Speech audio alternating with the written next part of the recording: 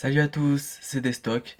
On se retrouve aujourd'hui pour parler de plusieurs accessoires qu'on utilise le plus souvent à la musculation. Donc, à présent, on va parler des protèges-poignets. Donc, les protèges-poignets, c'est quoi? C'est des petites bandes qu'on met autour des poignets qui va permettre le maintien des poignets pendant que l'on va soulever une charge. Donc, pour ma part, je n'aime pas trop les protèges-poignets car on les utilise, mais au bout d'un moment, ça va affaiblir les poignets de base. Donc il suffit qu'on oublie une seule fois ces protège-poignets et on risque une cassure au niveau du poignet ou pire. Donc voilà, ça, pour moi c'est pas une bonne chose. Ça peut s'utiliser de temps en temps, mais pas tout le temps. Donc, ensuite, on va tout d'abord parler de la ceinture. Donc la ceinture pour maintenir le dos droit le plus possible. Donc encore une fois, j'utilise pas trop cet accessoire car pareil que les protèges poignets, ça peut nuire à la faiblesse du dos quand on l'a plus. Du coup, j'utilise seulement parfois sur charge lourde pendant le squat. Mais c'est tout. Après, faut essayer de garder le dos le plus droit possible sans ceinture. Donc voilà. On va aussi parler des gants, donc des gants de musculation. Donc là, c'est pas quelque chose de dangereux au final, mais bon, ça va être plus mon avis. Donc mon avis en fait, c'est que j'aime pas, tout simplement. Euh, car les gants, ça fait glisser les barres, on sent pas la barre au niveau de notre main, on n'a pas une bonne prise, je trouve. Après, ça c'est mon avis. Vous pouvez avoir un autre avis, vous avez des gants, c'est pas grave, vous pouvez les garder. Ça nuit pas à de certains problèmes. Mis à part du coup que sans gants, on a les mains tout arrachées un peu. Mais voilà, il n'y a pas de réel problème à ce sujet-là. Maintenant, on va parler des bandes élastiques.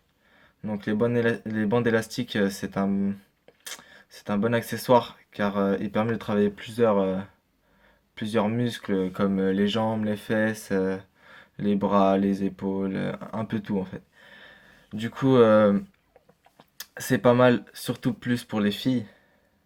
Euh, car on peut mettre une certaine force de tirage de chaque côté en fait. On pourra pas mettre par exemple 60 kilos grâce aux élastiques. Donc c'est plus pour les filles, c'est surtout plus utilisé pour les jambes. Euh, mais on peut quand même les utiliser pour les bras et tout le haut du corps. Donc voilà, c'est un accessoire plutôt utile que j'aime beaucoup, que quasiment tout le monde utilise au moins, au moins une fois dans sa vie. Donc voilà. Maintenant, on va parler des grips.